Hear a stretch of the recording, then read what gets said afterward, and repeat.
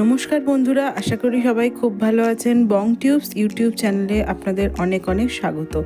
তো প্রথমে ছবি দেখেই বুঝতে পাচ্ছেন আজকে যে টপিকটা নিয়ে আলোচনা করব সেটা হচ্ছে খেজুরের গুণাগুণ। খেজুরের গুণাবলী সম্পর্কে আমরা অনেকেই জানি, অনেকে হয়তো আমাদেরকে বলেও খেজুর খাওয়ার জন্য, কিন্তু প্রকৃত কী কারণে আমাদের খেজুর খাওয়ার দরকার তা একটু জেনে নেওয়া দরকার। খেজুর প্রতিদিন যদি আমরা 2 বা 3টে করে খেজুর আমাদের ব্রেকফাস্টের টেবিলে রাখি, অনেক রকম রোগের সম্ভাবনা আমাদের কমে যায়। ইভেন অনেক রকম ভালো দিকও খেজুরের আছে, যে গুড থিংসগুলো আমরা খেজুর প্রত্যেক দিন খাওয়ার ফলে পেয়ে থাকি। তো দেখে নিই খেজুরের কী কী উপকারিতা রয়েছে। প্রথমেই খেজুরের যে উপকারিতা নিয়ে আলোচনা করব সেটা হচ্ছে খেজুর খেলে আমাদের হার্ট ভালো থাকে, রক্ত সঞ্চালন ভালো হওয়ার ফলে হার্ট ভালো থাকে। যেহেতু খেজুরে রয়েছে প্রচুর পরিমাণে আয়রন, তাই রক্ত সঞ্চালন খেজুর খেলে ভালো হয়।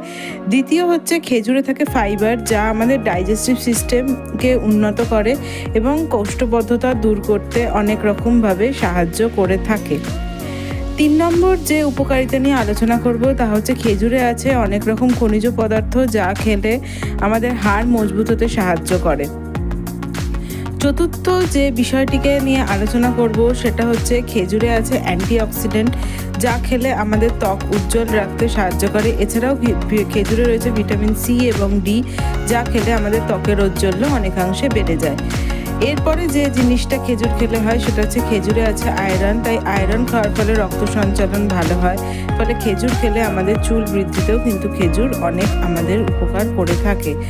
অনেক রকমের কোলেস্টেরল, তেল জাতীয় পদার্থ আছে যেগুলো আমরা ব্যাড কোলেস্টেরল বলতে জানি, কিন্তু খেজুর কিন্তু কোনোভাবেই ব্যাড কোলেস্টেরল না, এটি অন্যতম একটি গুড কোলেস্টেরলের সোর্স হিসাবে কাজ করে।